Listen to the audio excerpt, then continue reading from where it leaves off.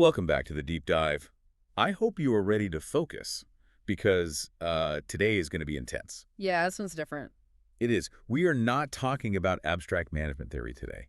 We are definitely not talking about those, fluffy leadership concepts you see on motivational posters. The ones with the eagle soaring over a mountain that says synergy. Exactly that. Mm. No, today we are heading straight into the fire. I mean, quite literally. It is so rare that we get source material that is this battle tested. We're looking at Extreme Ownership, How U.S. Navy SEALs Lead and Win, written by Jocko Willink and Leif Babin. And when you say battle-tested, you mean that in the most literal sense of the word. Oh, absolutely. These principles were not developed in a graduate school classroom or, some startup incubator. They were forged in Ramadi, Iraq. During some of the most violent, sustained urban combat in modern U.S. history. It's hard to overstate that. Yeah, let's actually set the stage here, because the context is absolutely everything for this deep dive.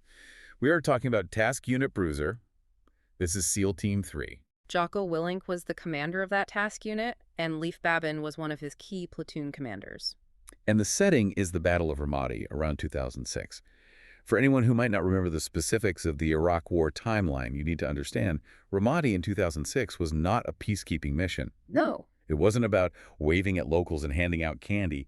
This was a meat grinder. It's crucial to understand that environment to really get why these lessons stick. Ramadi was the epicenter of the insurgency at that time. The book describes it as a place with well-trained, really determined fighters. And IEDs, improvised explosive devices buried in every pile of trash, constant sniper threats from rooftops, a really complex, crumbling urban terrain. So in that kind of chaos, standard operating procedures, they often just fly out the window. Right. The friction of war is at its absolute peak. And the only thing that keeps a unit functioning, the only thing that keeps people alive is leadership. And that's the core of the book. It's the central thesis. Leadership is the single most important factor in the success or, the failure of any team. And before you, our listener, tune out thinking, well, that sounds terrifying, but I'm not a Navy SEAL commander. I manage a team of graphic designers. Right. Or I'm just trying to organize my family schedule. Hold on. Because the absolute genius of this book is how they take these life and death scenarios. Situations where a single mistake means a flag-draped coffin. And they immediately pivot to the business world. They show how the exact same mental blocks that get people killed in combat are the ones killing your profit margins. Or destroying your company culture, or even just wrecking your personal relationships. The premise is that the laws of combat apply everywhere. Exactly. The stakes are different, right? It's money versus blood. But the dynamics of human interaction, of getting a group of people to accomplish a mission, they're the same. So it doesn't matter if you're the CEO or a mid-level manager. Or a shift supervisor at a warehouse, or a parent. If you're trying to accomplish something with a group of people, you are in a leadership role. Okay, so our mission for this deep dive is to comprehensively break all of this down. We're going to walk through what they call the war within.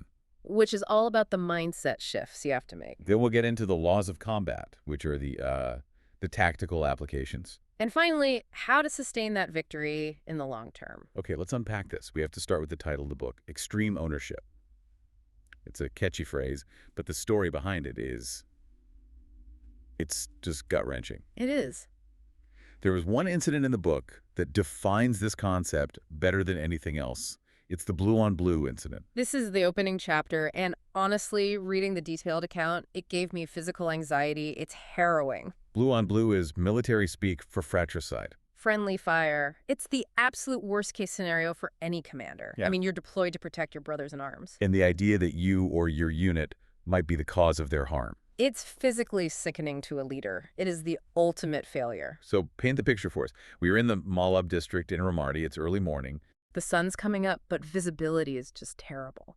There's this literal fog of war smoke from burning tires, dust from explosions, pulverized concrete just hanging in the air. And Jocko arrives on the scene in his Humvee, and it is absolute total chaos. Right. Jocko pulls up. The noise is just deafening. You've got machine gun fire shouting everywhere. He's trying to assess the situation. And through the haze, he sees something. He sees a U.S. M1A2 Abrams tank. Now, for those who haven't stood next to one, a tank is a beast. We're talking 60 tons of armor. And he sees its turret rotated, the main gun trained directly on a building. And Jocko realizes, through the smoke, that there are SEALs inside that building. His SEAL. And not just SEALs.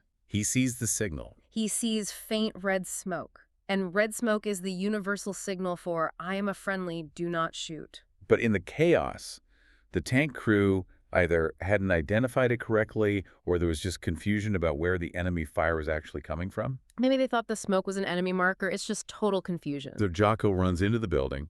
And it's a nightmare scenario. There's an Iraqi soldier dead on the floor. A SEAL is wounded, shot in the face. Luckily, it was non-lethal, but there's blood everywhere. And it turns out a different SEAL team had engaged an Iraqi soldier, thinking he was an insurgent, and all hell just broke loose. Americans shooting at Americans and their allies. It's the worst thing that can happen. This is the kind of thing that ends careers Yeah. instantly. I mean, usually there are investigations, court-martials. People are relieved of command immediately, or they end up in prison. But they get back to base. The operation is shut down. Jocko is walking into the debriefing room. He describes this heavy, sinking feeling in his gut. He knows his commanding officer is there. The command master chief is there. The investigating officer is already there. He is expecting to be fired. He's explicitly preparing his mind for the fact that he's going to lose his command and be sent home in total disgrace. And this is the pivot point. This is the moment that defines the entire book. This is where 99% of people would start building their defense case. The brain naturally acts as a lawyer, you know. Absolutely. You'd want to say, well, the radio didn't work, or the other platoon didn't check in at the right time. Or the fog was too thick to see the smoke. Yeah. You look for all the external factors. Exactly. And Jocko describes looking at his notes, trying to figure out exactly whose fault it was. He's scanning the timeline. Who fired the first shot? Who didn't pass the correct coordinate? He's looking for a scapegoat. Or at least a reason that isn't him. And then he has this realization. It hits him like a ton of bricks. What was it? He realizes that as the commander, he approved the plan, he trained the men, he oversaw the operation. If he starts blaming the guys in the field guys who are just reacting to bullets flying at them, he loses the team. He loses their respect forever. Yeah. Because he's throwing them under the bus to save his own skin. But more importantly, it's not even true. He is the leader. Therefore, everything that happens on the mission, it's his fault. So he stands up in front of the brass and his men. The room is dead silent. Tension is just off the charts. And he asks the room a question. He says, who is to blame for this? And people are expecting him to point fingers, at the platoon commander or the tank crew. And instead, He says, there is only one person to blame for this. Me. You could have heard a pin drop. Got it. He takes total extreme ownership. He says, I am the commander. I am responsible for everything that happens. And he didn't hedge. He didn't say, I am responsible, but the communications failed. he just took it. He just took it. He absorbed all of it. And the crazy thing is, he didn't get fired? He didn't. In fact, his commanding officer trusted him more after that. Okay. Because a leader who casts blame is fragile. How so? They're basically saying, I have no control over the outcome. But a leader who accepts blame is robust. By taking the hit, he signaled to his men that he would protect them, which meant they could trust him with their lives.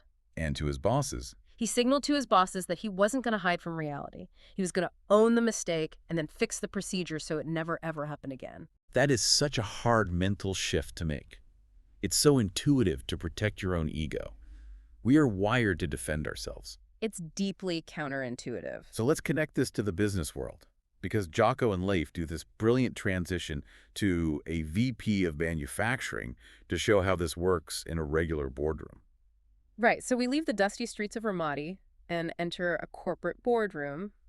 Suits, air conditioning, coffee on the table. But the dynamic is exactly the same. You have this VP of manufacturing who is failing to meet targets. His plan looks great on paper, but the execution is just garbage. And the board is hostile. They're ready to fire him. Jocko is brought in as a consultant to see if the situation is even salvageable. And this VP is doing exactly what Jocko didn't do in Ramadi. Oh, he's a master of excuses. He's saying, well, the market conditions are tough and the workers on the line aren't skilled enough and the machines are outdated. He had a whole slide deck full of reasons why it's not his fault. He thinks these excuses are actually shielding him. And Jocko asks him this incredibly piercing question. He says, if my machine gunner shoots the wrong target, whose fault is it? And the VP says, Well, the machine gunner's. He's the one who pulled the trigger. and Jocko says, no, it's mine. I didn't explain the field of fire correctly. I didn't check his understanding. I didn't supervise the training. to ensure he could identify the target under stress? It's this total paradigm shift. It's the light bulb moment. If you blame the workers, you are admitting you have no control over them. But if you take the blame, you inherently claim the power to fix it. Precisely. That is the paradox. Taking the blame looks like weakness to the uninitiated, but it is actually the ultimate assertion of control. Because if it's my fault, then I can change it. Right. If it's the market's fault, then I'm just a victim. Yeah. So the VP goes into the next board meeting, and instead of presenting his slide deck of excuses, He owns it. he says, "We failed. It's my fault. I didn't lead the team effectively. Here is my plan for how I'm going to fix it." And just like with Jocko's marrow, the board's reaction completely changed. Their hostility vanished. They switched from attacking him to asking, "Okay, what do you need from us to make that happen?" They gave him the resources because, for the first time, they saw a leader who was actually driving the bus. That is extreme ownership in a nutshell. Stop blaming. Own it. Right. Which bleeds right into the next major concept, which I love. No bad teams, only bad leaders. This is a powerful one. And for this, we have to go to the beach. Ugh. Specifically Coronado, California, BUDS training. Hell Week, the absolute crucible of SEAL training. It is designed to break you physically and mentally. So you have these boat crews. 7 guys assigned to a heavy rubber boat. For an entire week, they carry this boat everywhere they go. They run with it, they paddle it in the freezing surf, they carry it on their heads while running in soft sand. It is pure misery. And to keep the pressure up, the instructors are constantly pitting them against each other in races. And in this particular class, you have Boat Crew 6 and Boat Crew 2. This is a classic experiment setup. Boat Crew 2 is winning everything. They are pumped, they are high-fiving, they're in sync. Boat Crew 6 is the disaster crew. They are dead last in every single race. They're yelling at each other. They are miserable. And they're physically suffering more because the losers get sugar cookied. Which is a horrible experience. You have to run into the cold surf, get soaking wet, and then roll around in the sand until you look like a breaded cutlet. It causes chafing, it's cold, it's just completely demoralizing. And the leader of Boat Crew 6 is absolutely convinced his team just sucks. He looks at Crew 2 and he thinks, they got the genetic lottery, I got the fat guys, I got the weak guys, there's nothing I can do. He has accepted defeat. He believes his team is inferior and that the universe has just conspired against him. He has a victim mentality. So the senior chief instructor decides to run a little test. He swaps the leaders. The leader of the winning team, Crew 2, goes to the losing team, Crew 6. And the leader of the losing team goes to the winners. Now, logic, or at least the logic of the complaining leader, would say that the good team would still be pretty good and the bad team would still be pretty bad. Right. I mean, the rowers are the same guys. Their muscles didn't magically get bigger in the 5 minutes it took to swap leaders.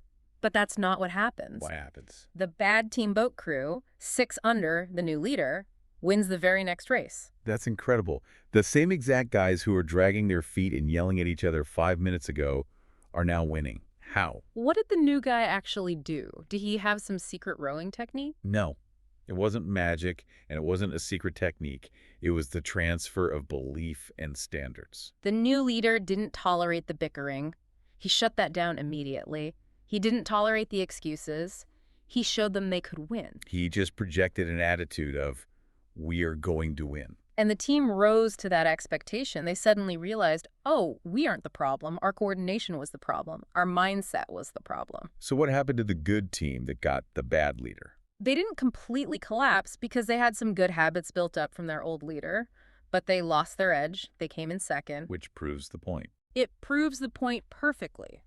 The team's performance is a direct reflection of its leadership. The bad leader brought his hesitation, his lack of confidence, and his victim mentality to the good team, and it slowed them down. So if you're a manager and you're saying, my team is just lazy, or they just don't get it, or I can't get good help these days. You are the leader of Boat Crew 6. You are the problem. That hits home. They apply this to a tortured genius CTO in a company. I feel like everyone who has worked in tech, or really any skilled field, knows a tortured genius. Oh, absolutely. This is the person who is undeniably brilliant, maybe the smartest person in the room when it comes to the code or the product, but they have a massive victim complex. In the book, the CTO is failing to deliver products on time. But when he's confronted, what does he say? He says, my team isn't executing, or the CEO doesn't understand the tech stack. He genuinely believes he's surrounded by idiots. He thinks his job is just to be the smartest guy, not to enable others to work effectively. And Jocko and Leif try to explain the boat crew concept to him. They're like, hey, maybe you need to look in the mirror. Maybe you aren't communicating the vision well. He just can't do it. He refuses. He cannot check his ego. He digs his heels in. He says, no, I'm doing everything right. They are the problem. And the outcome is inevitable. The CEO has to fire him.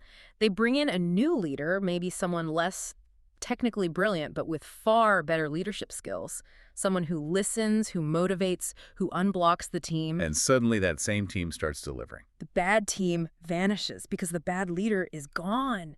It's such a harsh but true lesson. If you look around and everyone else is the problem. You are the problem. Oh. Okay, let's move to part 3. Believe. This seems simple, but there's a really important nuance here about understanding the why. This is critical. In the military and in business, you often get orders that, on the surface, seem stupid. In Ramadi, Jocko was told his SEALs needed to work side by side with Iraqi soldiers. Now, to a SEAL, this sounds like a total disaster. The Iraqi soldiers at the time were often poorly trained, poorly equipped, and sometimes their loyalty was, well, questionable. So it felt like babysitting at best, and a death trap at worst. It just slowed the SEALs down. They wanted to operate fast and silent. Right. The SEALs want to go hunt bad guys in the dark, move fast, be invisible. They don't want to be teaching someone how to hold a rifle while they're getting shot at. So Jocko hates the order, but he realizes something really important. He realizes that if he doesn't believe in the mission, he can't possibly sell it to his men. If he goes to them and says, look guys, headquarters is making us do this stupid thing, so just suck it up and get through it, that's a failure. That's what they call appeasement leadership. That tells his men that the mission is pointless. And if they think it's pointless, they'll be careless. And if they are careless in Ramadi, they die. So he has to stop and ask himself, why? Why are we really doing this? He has to find a way to believe in it himself. He has to look at the strategic picture. He has to zoom out from his own tactical frustration. Right. He steps back, and he realizes we can't stay in Ramadi forever. The U.S. military cannot occupy this city indefinitely. There aren't enough SEALs to secure the whole country. So the only exit strategy is for the Iraqi army to be able to hold the ground themselves.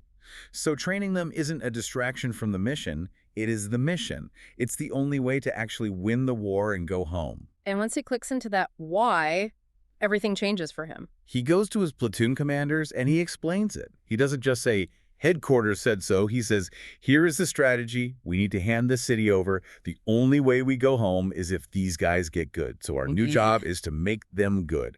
And because the SEALs understood the why, they bought in. They stopped complaining and started training the Iraqis, and they executed perfectly. The business application here is so clear. It's the CEO rolling out a new strategy. And the managers just nod their heads in the meeting, walk out of the room, and then roll their eyes to their teams. Here comes another corporate initiative. Just ignore it, and it'll go away in a few months. Exactly. And that is the death of all execution.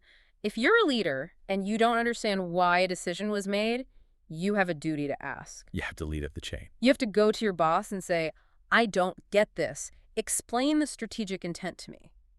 Because if you don't believe it, you can't sell it. And if you try to fake it, your team will know. Humans are very good at detecting inauthentic leadership. Very good. You have to be a true believer in the mission to lead it. And if you can't find the why, maybe you shouldn't be leading that mission. That leads right into part 4. Check the ego. We touched on this a bit with the blue-on-blue incident, but this chapter focuses on working with other units or teams. The story here is about Camp Corregidor. There was an Iraqi unit that wanted to take on a specific mission in the SEALs operational sector. Now, the SEALs are the elite. They're the apex predators of the battlefield. Their ego immediately says, no, this is our turf. We take the target. We get the glory. We don't let the JV team play on our field. It's the mine mentality. My project, my client, my territory.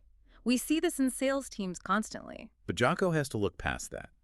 He looks at the overall mission objective. And the objective is to clear the city and build Iraqi confidence. If the SEALs do it, the Iraqis learn nothing. But if the Iraqis do it, even if they're a little sloppy, even if it takes them longer, they gain confidence. They own their city. So Jocko has to tell his guys to stand down and let the little brother take the win. That hurts the ego, but it serves the mission. It requires being secure enough in your own status that you can let someone else shine. And in business, this is the story of Gary and the driller. Gary is a project manager at a drilling company. And he's furious because a superintendent, the driller, made a decision on the rig without consulting him first. Gary feels bypassed. He feels disrespected. His first instinct is to go down there and scream at the guy to establish dominance. I am the manager. You listen to me. Which would just create a war between the office and the field. The driller would shut down, start hiding information. And maybe even sabotage the project out of spite. It's an ego clash. So Leif counsels him. He says, if you go down there and yell, you're making it about your ego. You have to make it about the mission. So Gary goes down, and instead of yelling, he does something completely disarming. He apologizes. He apologizes, Well, even though he felt he was in the right. yeah. He says, hey, I clearly didn't give you the right parameters for this decision. That's my fault. Let's figure out how to communicate better so I can support you. By taking the blame, by checking his ego, he completely disarmed the fight. Exactly. The superintendent was probably ready for a fight, and instead he likely said, no, Gary, I should have called you. By removing ego from the equation, they were able to solve the actual operational problem. Ego puts personal validation above mission success. Every time, it is the enemy of good decision-making. When you feel that heat rising in your chest because someone disrespected you, that's your ego, and it's about to make you make a very bad decision. All right, now we are getting into what they call the laws of combat. These are the tactical pillars. There are 4 of them, and the first one is cover and move. This is the most fundamental tactic in all of warfare. If you are moving alone, you are dead. So cover and move simply means I shoot at the enemy to keep their heads down. That's the cover, so that you can move to a better position. Then you set up and shoot so that I can move. it is the absolute definition of teamwork. You rely on each other for your very survival. And the story Leif tells is about the center peel. They're deep in enemy territory, south-central Ramadi. They get ambushed, and it's bad. Heavy machine gun fire from multiple directions. It's very bad. They're taking effective fire. Leif's team starts this center peel, which is a choreographed retreat. Imagine a line of troops. The guy on the end peels back while everyone else fires to cover him. It's working, but only for his small team. And he realizes he has made a massive mistake. He completely forgot about the other SEAL element, OP-1, that was stationed nearby on a rooftop. He was so focused on his own survival, on his own little team, that he forgot the bigger team. He tried to win his own little war. His chief grabs him and just yells, "Cover and move!" They need to coordinate with the other unit. So Leif gets on the radio. And once they link up, the other unit provides this massive, heavy machine gun cover fire. That wall of lead stops the enemy cold and everyone gets out alive. Without that external cover, they likely would have been overrun. This is the silo problem in business. We see this constantly. Sales hates marketing. Production hates logistics. Right, you have the production manager who treats the logistics subsidiary like the enemy. They never get the trucks here on time. They are ruining my numbers. He's trying to win his own little production metric, but the entire company is failing because the product isn't shipping. He's trying to do a center peel by himself while the rest of the company gets slaughtered. So cover and move means breaking down those silos. You have to realize that the enemy is the competitor outside the building, not the department down the hall. If logistics fails, production fails. You have to support them so they can move, and they have to support you so you can move. You have to step out of your department and ask, how can I help you succeed? A radical concept for some companies. Law number 2 of combat, simple. Complexity is the enemy of execution. The story here is the COP Falcon explosion. Combat Outpost Falcon. A massive IED goes off right outside. It's pure chaos. Dust, screaming, confusion. Leif runs into a room full of panicked Iraqi soldiers. They're concussed, they're terrified, they don't know what's happening. And in that moment, your instinct might be to give a big speech. You want to pull out a map and explain a detailed defense strategy? But you can't. Their brains are in cure fight or flight mode. They can't process complex information. Leif tries to check his radio, check his map, but he realizes he just needs them to do one simple thing. He points to a spot on the wall and just says, "Guard," one word. And it worked. It worked. They understood guard. It cut through the panic. They moved to the position. If he had given them a 3-point plan with contingencies and fields of fire, they would have just stood there staring at him while the enemy breached the walls. This translates so well to the bonus scheme story in the book. I laughed at this one because I've lived it. We all have. A company has a bonus structure that requires a PhD in calculus to understand. If EBITDA is above 12% and the Q3 run rate adjusts for inflation by a factor of X, provided that. Exactly. And no one knows what it means. And if the employees don't understand how their daily actions affect their bonus, the bonus doesn't motivate them at all. It's useless money. It's just noise. The lesson is simplify. If you can't explain the plan in a couple of simple sentences, it's too complicated. Jocko has a great saying for this. The enemy gets a vote. No plan survives first contact with the enemy or with reality. If your plan is complex, it will shatter as soon as something unexpected goes wrong. If your plan is simple, it's robust. It can handle friction. If your team on the front lines doesn't understand the plan, you have failed as a leader. You have to distill it down to its absolute essence. Which brings us to law number 3. Prioritize and execute. This is for when everything hits the fan at once. The hornet's nest. Lease unit is on a rooftop. They are surrounded, and the problems just start stacking up, one after another. It's a crisis stack. 1. A SEAL falls through a skylight and has injured potential head trauma. 2. An enemy machine gun is pinning them down with effective fire. 3. There is a report of an IED at the gate they need to exit from. And 4. They need to do a head count to make sure no one has been left behind in the chaos. It's sensory overload. This is the exact moment where leaders freeze. They lock up because the brain can't process 4 life-threatening crises simultaneously. Leaf describes the feeling of panic just rising in his chest. He feels the urge to just scream. And he uses the mantra they train. Relax, look around, make a call. You cannot solve 4 problems at once. You have to pick the one that is going to kill you first. So what's the priority in that stack? Security, always. If they don't stop the machine gun fire, the wounded man is going to create more wounded men. So, priority 1, return fire and establish security. Then what? Once that is done.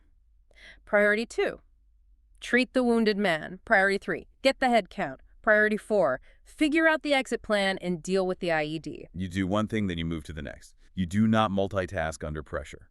And in business, this is the overwhelmed CEO.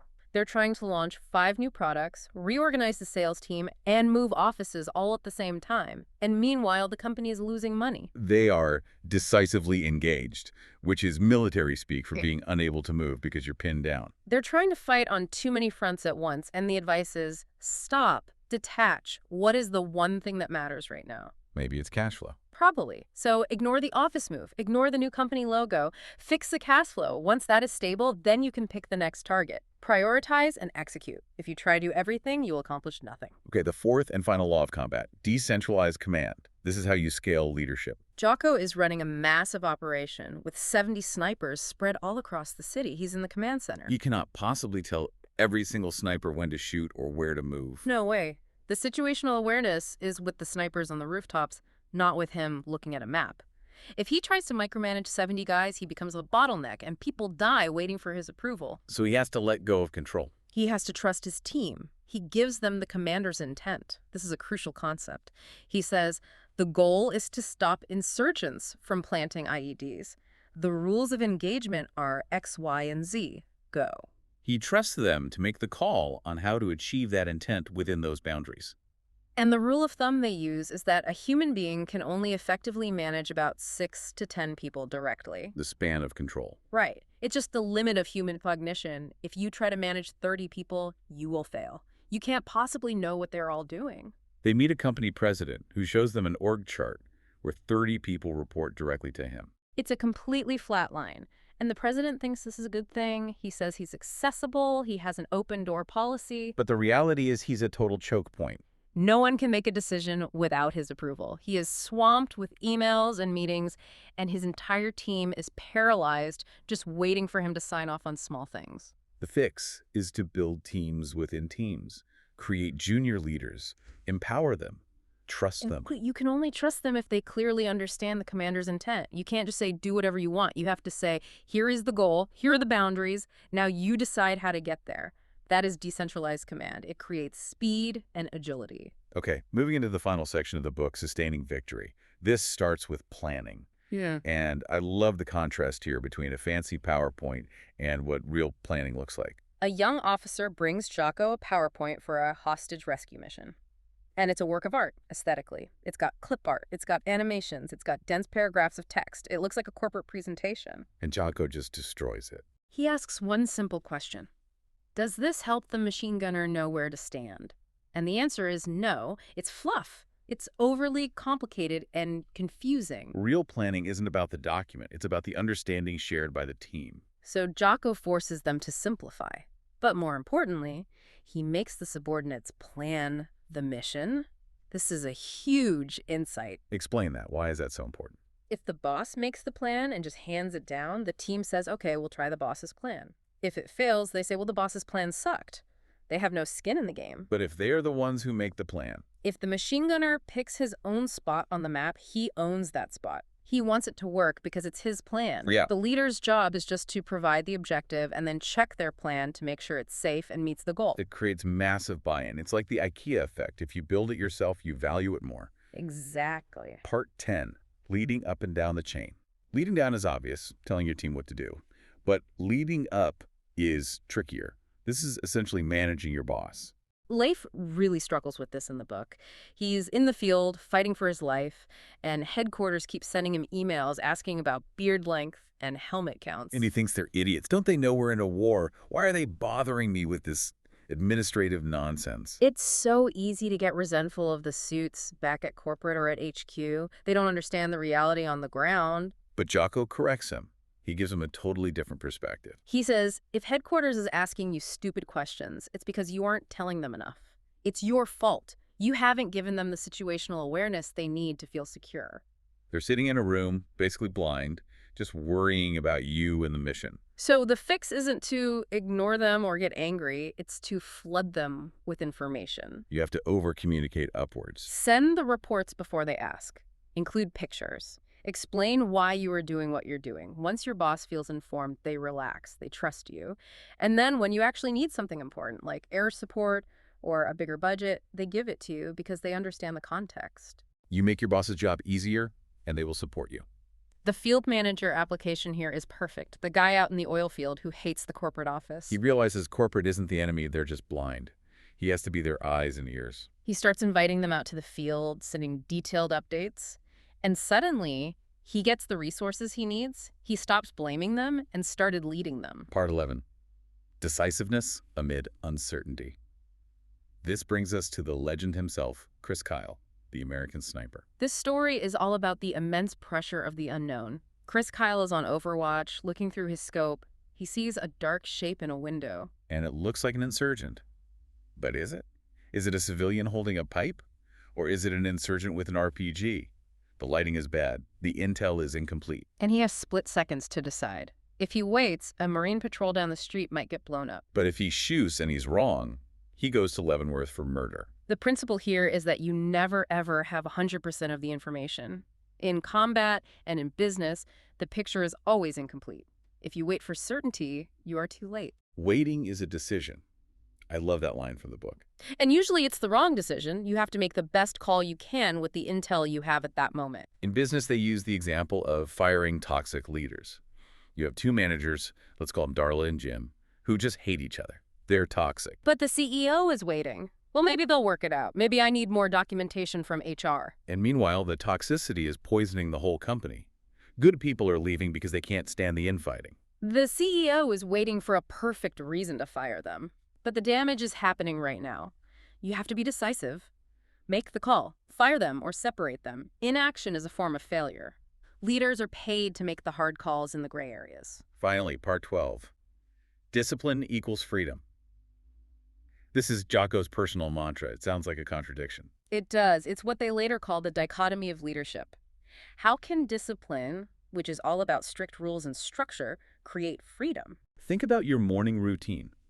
If you have the discipline to wake up at 4:30 a.m., you have the freedom to work out, to read, to get ahead of your day. But if you sleep in, you're a slave to your schedule. You're just reacting to emails, rushing around. You have no freedom. You're constantly behind. And in combat, if you have the discipline to follow standard procedures for loading your weapon and checking your gear, your mind is free to look for the enemy. Exactly. You aren't worrying about whether your rifle will jam. Structure creates mental bandwidth. And the dichotomy extends to a leader's personality too. A leader has to be confident, but not cocky.